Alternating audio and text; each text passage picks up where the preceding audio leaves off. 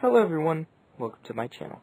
This series of videos I will be talking about Cormac McCarthy's The Road. No, not the movie.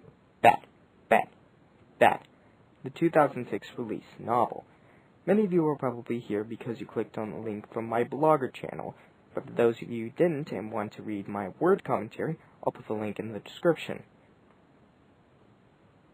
Now I must say that The Road didn't really catch my attention when my English teacher gave it to me in my class during our book reading assignment for this year. However, I soon became interested in its premise. It takes place in a post-apocalyptic United States, and in fact I am a huge fan of the post-apocalyptic world genre, as my constant playing of Fallout 4 and initial hype for Fallout 76 coming out very soon will tell you. I'm a huge fan of that genre, although I'm not saying that you should check out those games. I'm not saying, it's your opinion, We're just focusing on the book. Do it. Check out the game.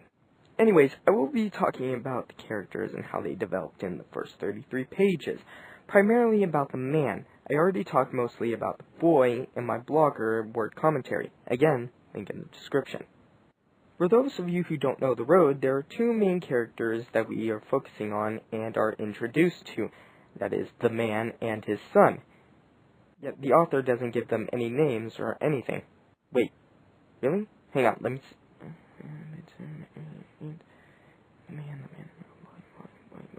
Yep, okay, throughout this novel they are only referred to as the man and the boy, or the boy as sometimes his son. But I do see where the author is coming from. You have only two characters that the reader focusing on, and then you waste your time with names? I mean, that's kind of, a waste of time. The location of the book is somewhere in southeastern United States. From what my peers and I could figure out, and thanks to my teacher, we figure that it starts in Kentucky and they start to move down through Tennessee toward the Tennessee-North Carolina border.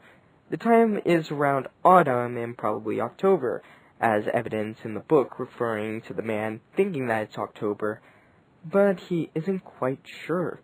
Yeah, I don't know, the book isn't very specific on its setting. Anyways, we do see symbolism in the form of a man and the boy. The man was born before what I'm going to refer to as the event.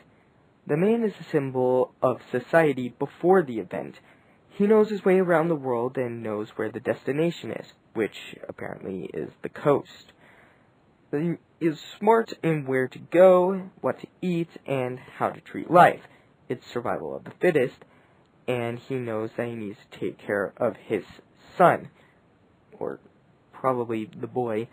We're not really sure if it is his son, but he does have a strong connection to the boy, as the boy was born after the event, which is what I'm going to refer to the boy as society after the event.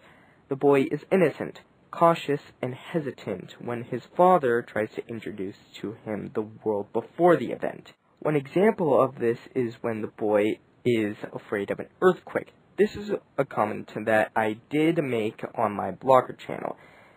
The book references the boy being scared when an earthquake happens. The father tries to calm the boys calm down and ask what that was. It was an earthquake. It's all gone. We're all right, the father says.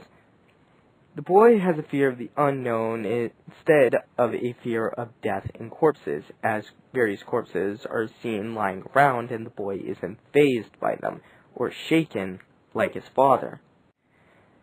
Wait, I'm talking about the boy. I should be talking about the guy, the man. Anyways, the man is a strong depiction of society before the event.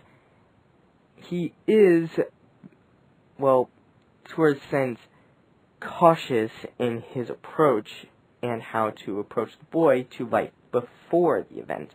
When they come across the man's old childhood house, he asks the boy if he wants to see the house where he grew up. The boy is hesitant and does eventually go inside.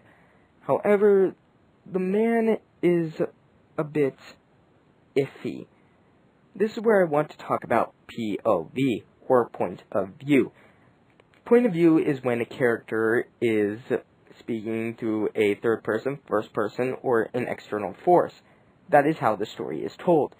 We could see somewhat of a third person narration, with the father being the person that we are seeing eyes through. However, we are also seeing an external focalization of the book and the storytelling, as a narrator is describing what the series of events that the boy and the man are going through. You see this, a prime example, in page 26 of the book, when the man is walking through the diner room and walking through the house itself, walking through his bedroom, the kitchen, and the said before dining room.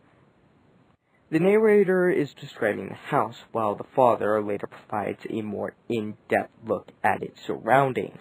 This is a prime example of spiritual isolation. He has lost everything except for his son. He has lost his life. He has lost his wife.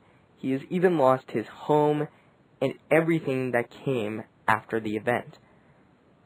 Although he has one thing, his son, and this is where spiritual isolation comes from. It is a dark, cold world for the man, and even though he still feels alone, and the man tries to keep himself sane to keep his son safe. That is the defining point that I feel that this father is trying to achieve. His objective is to keep himself sane and get to the coast so that his son, the boy, can be safe. I'm not sure if this will affect the future of the book or what will happen later, although I am certain that this will be the primary premise of the book and the character development later on. Again, I've only read the first 33 pages of the book, and that is what I'm discussing today. Overall, the road has seemed to intrigue me in its premise of the post-apocalyptic world and its characters. I will be discussing it in future blogs and later videos. Thank you so much for watching. Huge thank you to my girlfriend for making the visuals for this video. Thank you so much for checking out my blogger channel. Again, the link is in the description for those of you who haven't seen it first. Thank you so much for watching, and have a great day.